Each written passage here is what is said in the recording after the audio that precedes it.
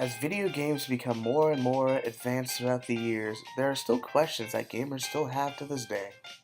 What is immersion, and what does it mean to become immersed in a game?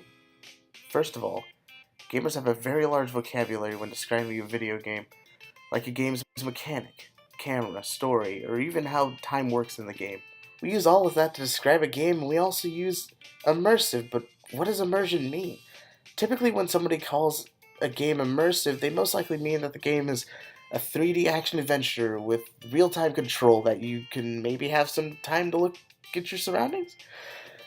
But there are lots of games that are 2D, that are text-based, like Space Quest, or turn-based, like Fire Emblem, that are immersive.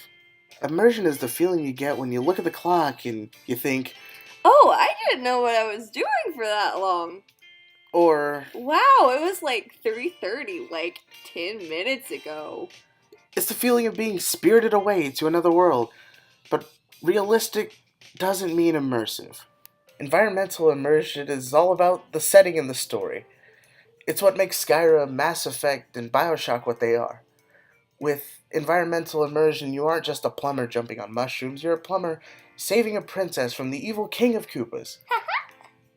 But context is really important. You can't play Doom when all the monsters look like weird globs of glistening glue. Good thing they started illustrating their cutscenes.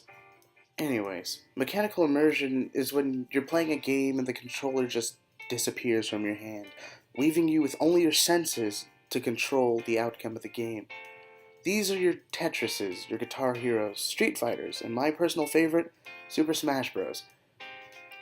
Mechanical immersion follows a flow state.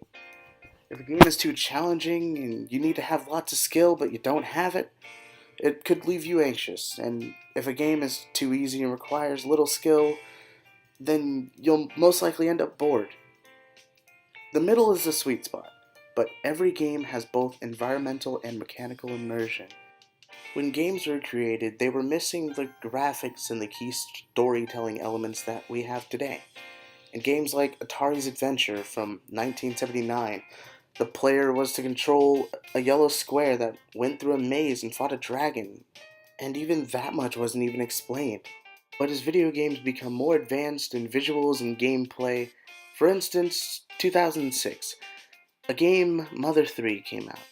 Although it was still 2D like Earthbound and Mother, the game looked more polished, and they've added new elements to the turn-based combat and in-depth story to the Mother series. The game has you even listening to the music for information on how to defeat the enemies. Nowadays, the goal of video game developers is to create games that look more realistic and show story through cutscenes. Although cutscenes do break immersion, it doesn't mean it's bad all the time.